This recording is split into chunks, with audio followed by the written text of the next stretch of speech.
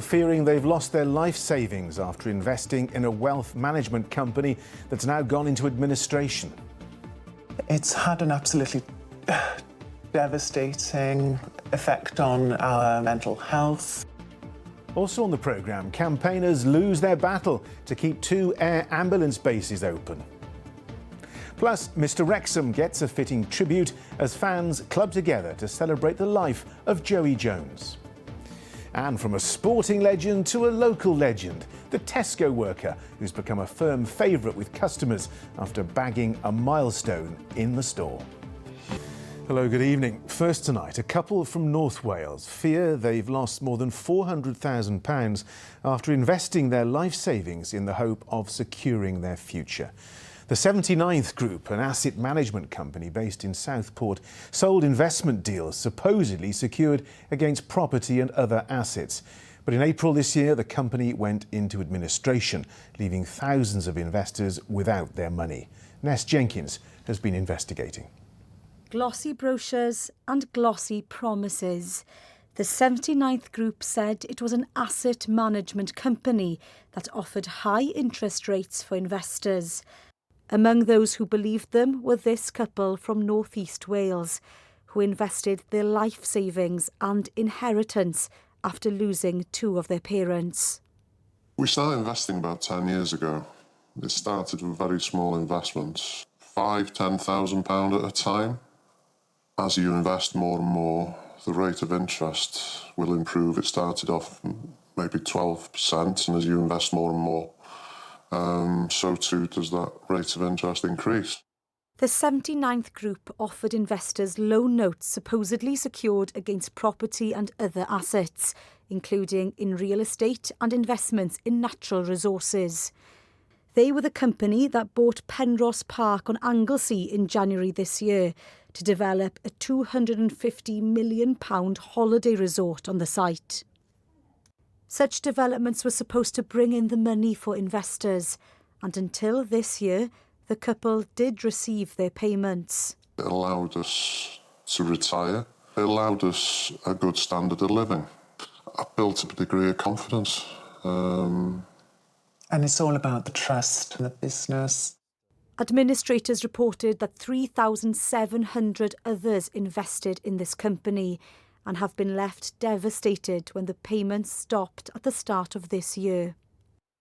In February, the City of London Police launched an investigation for widespread fraud and arrested 4 people associated with the company. By April, the 79th Group had gone into administration. It's just a big dark cloud sitting over the top of us now. It's a massive uncertainty. How much money did you have in that pot? Of the order of 420,000. They haven't seen a penny of that money since the 79th Group went under. Quite simply, we want answers. We're the victim here. We've been kept completely in the dark by the police. We're just looking for justice, really. Justice for ourselves and justice for everybody else that has invested. The City of London Police say their investigation is ongoing and are working through a substantial volume of material. They say their priority is to support victims throughout the process. At the time, the 79th Group denied any wrongdoing. But I wanted to know where the company's owners are and what's happening to the £200 million owed to investors. The 79th Group's headquarters was here in Southport near Liverpool, but today it's completely empty and no one around to answer my questions. I contacted the directors, David Webster, Curtis Webster and Jake Webster, via email, social media and texts, but received no response. For those who invested in this company, they're still in the dark as to where their money is and whether they'll ever get it back. What effect has this had on you? It's had an absolutely devastating effect on our mental health. We go through our daily lives to put a smile on our face. Yes. It's hard. The payments may have stopped, but the uncertainty and anger continue to grow. And Ness joins me now in the studio. It's not just this couple that have been affected, is it? There are others in Wales who've been hit by this collapse.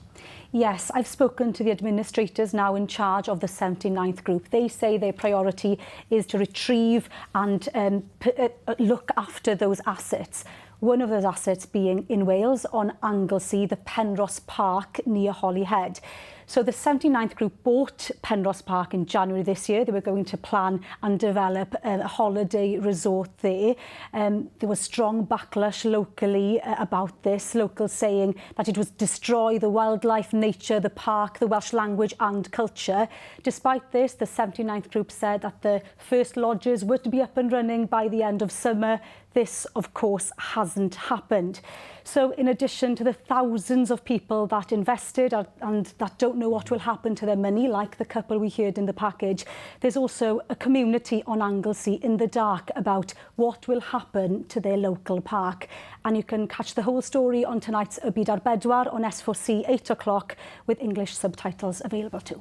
Ness Jenkins, thanks very much indeed. Thank you. Tributes have been paid to a beloved son and a great boxer from Blaenavon who was killed last week. Dwayne Keane suffered serious injuries and was pronounced dead in the early hours of Friday. A 34-year-old has appeared in court today charged with his murder. Mike Griffiths is outside Newport Magistrates Court for us now. Mike, tell us more. Well, Jonathan, this does go back to the early hours of Friday morning when police were called to Riverside Drive in Blaenavon, where they found 47-year-old Dwayne Keane. He was pronounced dead from his injuries at the scene. Well, over the weekend, his family and friends have been paying tribute to him as a son, brother, father and grandfather, someone who loved his dogs and loved walking with them, but he was also somebody who was a highly decorated boxer and MMA fighter, they said, with lots of belts to his name. In that tribute, they said one thing, that he was somebody who had held anybody who needed it, would help them, and was always at the end of a phone. Well, today a man appeared here at Newport Magistrates Court charged with his murder. He was 34-year-old Kai Purnell. He's also charged with criminal damage and making threats to kill. The case has now been referred, because of its severity, to Crown Court. He'll appear at Cardiff Crown Court tomorrow morning. Mike Griffiths at Newport Magistrates Court, thanks very much indeed. Next tonight, an illegal techno rave which took place near Port Talbot over the weekend has seen thousands of pounds worth of damage to a family farm and livestock left injured by broken glass. Hundreds travelled to the music event, which could be heard across several of the South Wales valleys on Saturday night. Police say inquiries into criminal offences are ongoing. Our national correspondent Rob Osborne reports. Saturday night, and the hills were alive with the sound of an illegal rave.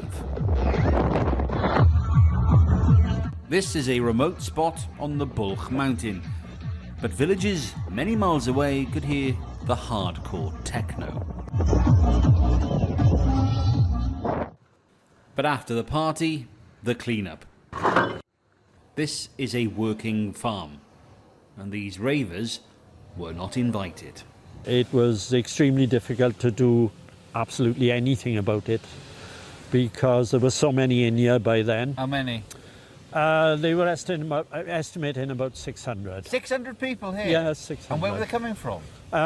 From England, London, Bristol, not local people, I wouldn't say. Just about all from away. And could you hear this rave from where you were? Yes, yeah. How far away is that? I live 4.5 miles from here, and we could hear it there. 4.5 miles yeah. away. The police say they are still investigating what happened here. And if you think illegal raves are something from the 1990s, think again. They are back, and it means locals have to clean up a mess that is left behind, which in this case include an abandoned car. This is not the first time Rich has encountered this, and for him it means the cost of clearing up and repairing damages. And it looks like you've inherited a car. And we've inherited a car, yeah. So You weren't expecting that, were you? no. And no, a chair. no. Don't forget the chair And a as well. chair, yeah. But Rich's biggest concern is for his animals, with all the broken glass and balloons that have been left behind. By all accounts, it's pretty hard to predict these things. Impossible, I'd say. But you never know. Someone who was here may be watching this right now. Would you have a message for them in the future? I honestly don't think that they realise the problem it causes to other people. I mean, they shouldn't do it. There are plenty of music festivals that are held legally and organised properly. It was a night to remember for some, but a headache for everyone else. Rob Osborne, ITV News. Campaigners have lost a legal battle to keep 2 air ambulances based in Mid and North Wales open. A High Court ruling has rejected a challenge to the decision by the charity Wales Air Ambulance to restructure its resource across the country. Ian Lang has been to Welshpool and sent us this report. On a mission to save lives, campaigners fought to keep a Wales Air Ambulance base in Mid Wales and a second near Carnarvon, but that battle has been lost. It's a bitter pill to swallow for communities who have supported the charity, raising huge sums to help it operate. Bitterly disappointed that Mid Wales has been let down. You know, Mid Wales already faces a situation where our ambulances are parked outside hospitals while our residents are waiting 6-7 hours for a service. So this is a real kick in the teeth on top of that. People who have generated income for the ambulance for many, many years are no longer friends of the charity. The decision to close the bases was made with the aim of redeploying teams to a new North Wales site. The charity said an independent review proved that some areas were losing out on cover. They'd now be moving forward with their plans as quickly as possible, confident that the decision was the right one. Right now, tonight, if you are out and about in Carnarvon or Welshpool or Newtown after 8 o'clock at night, you are entirely dependent on the crew in Cardiff not being available. As soon as we can put these measures in place, your families and your communities will be much safer. So we want to move as quickly as possible now. Campaigners say they will now be watching closely to make sure their concerns are answered. My role as a county councillor is to continue to challenge and scrutinise the promises that we were given and to make sure, that they are followed through. Now, this argument has never been about the need to save lives, but rather the best and most efficient way to do it. But there's no doubt the outcome has left deep wounds, which will take some time to heal. Ian Lang, ITV News at Welshpool Airport. You are watching Wales at 6. Good to have your company. Still to come. A local legend, Craig, began working at his local supermarket at the age of 19. Now he's got a milestone in the trolley. And weather-wise, we started off the week mild but showery, and as we head through the week, well, it's all changed. By the weekend, it's going to feel properly chilly. I have all the details for you later on in the programme.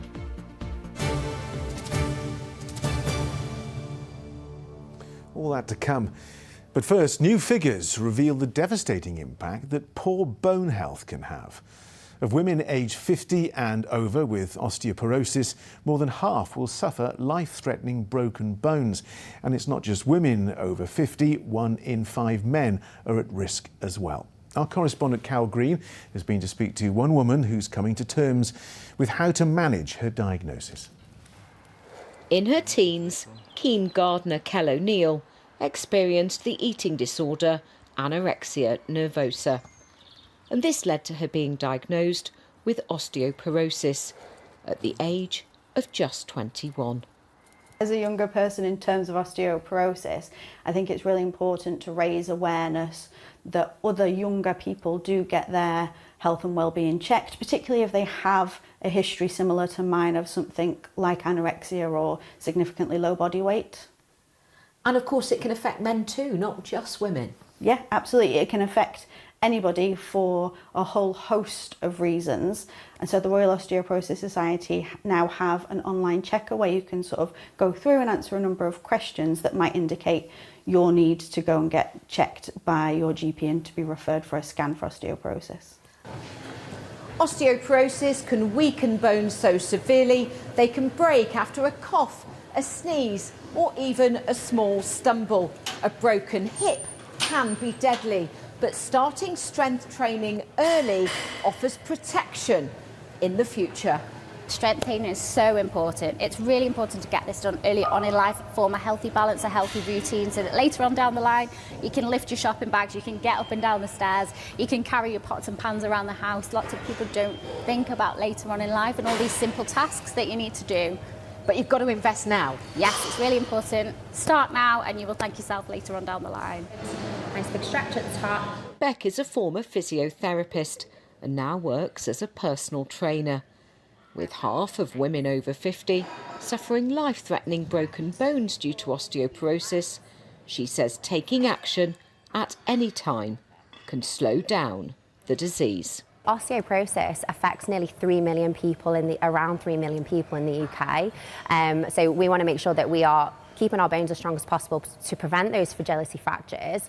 And obviously the big impact it has on the NHS is that it's costing around £4 to £5 billion a year in fragility fractures, which is a direct link with osteoporosis.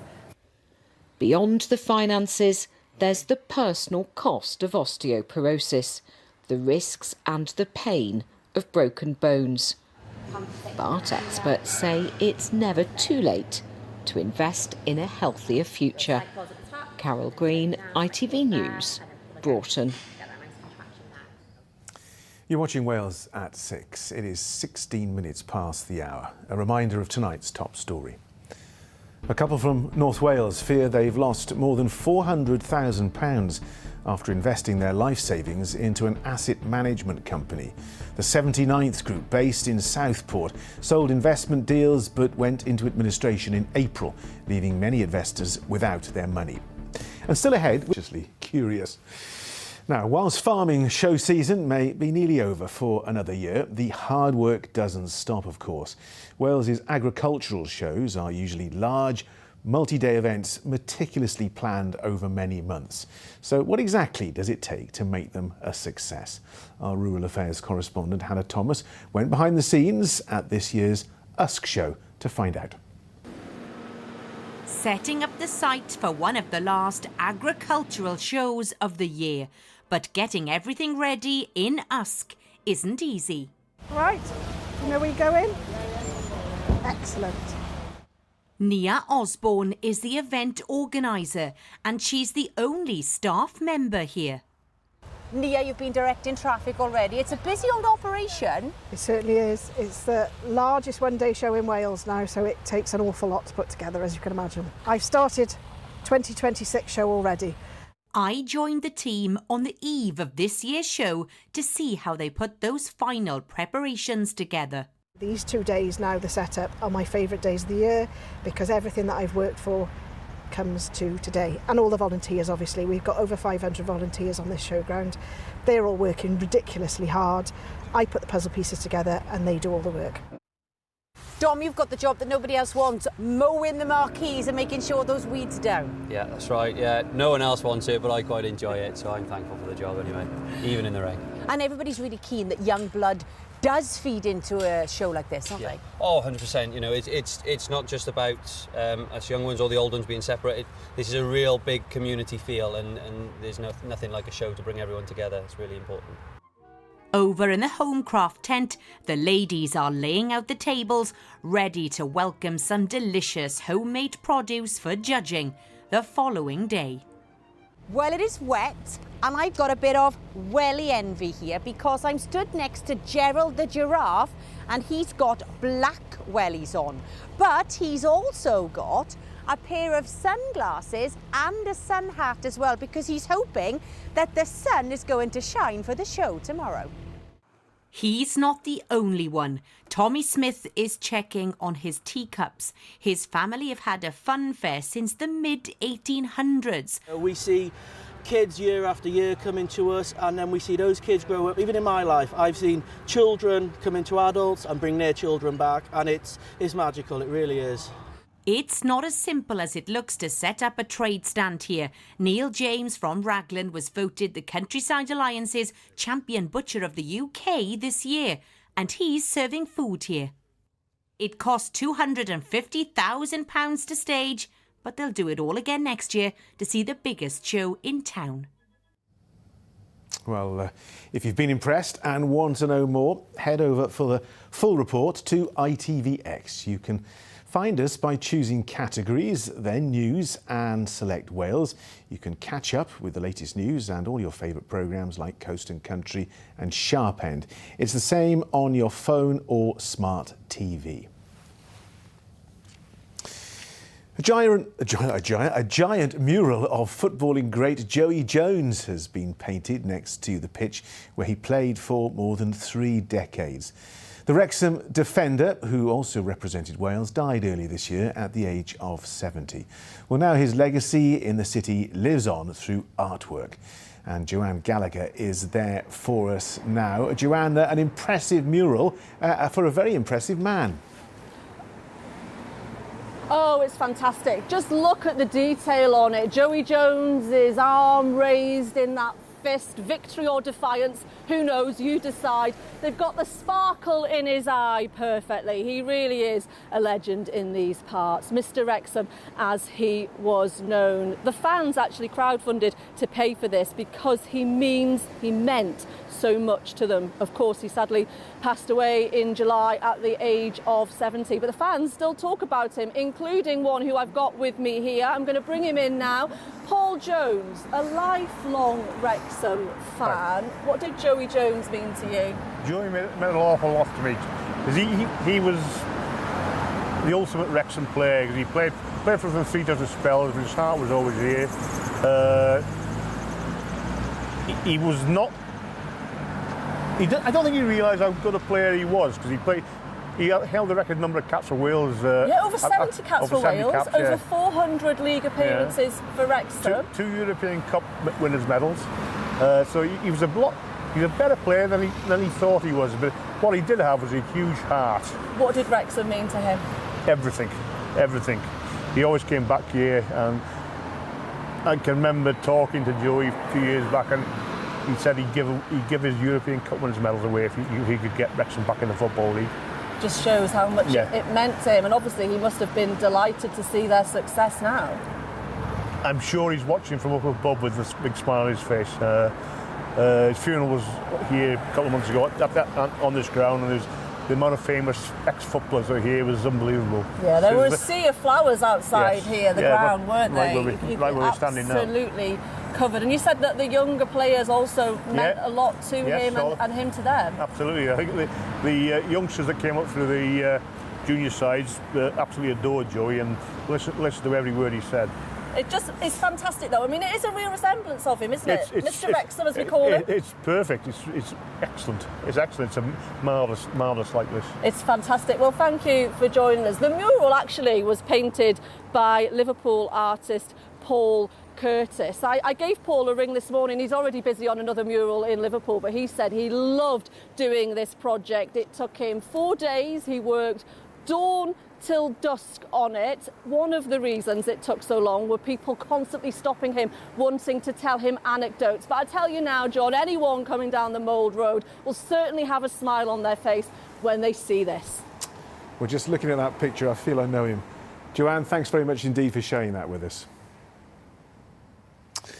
And from one legend to another, more local one. Craig Smith first began working at his local supermarket at the age of 19 in a bid to gain independence and learn new skills. 30 years on, and supported in his role by Learning Disability Charity, he's now a firm favourite with customers. We sent our own local legend, Rob Shelley, along to meet him. Let me brighten up a slightly damp Monday. Allow me to introduce you to Craig Smith. Whatever you do, don't turn your back on him because he'll disappear to round up more trolleys. The only way to find him then is to listen out for the distant rumble of many wheels.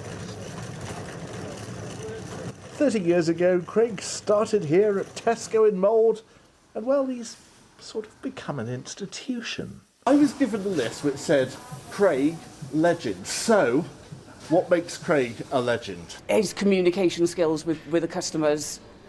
He is so in tune with all the customers. Everybody loves Craig.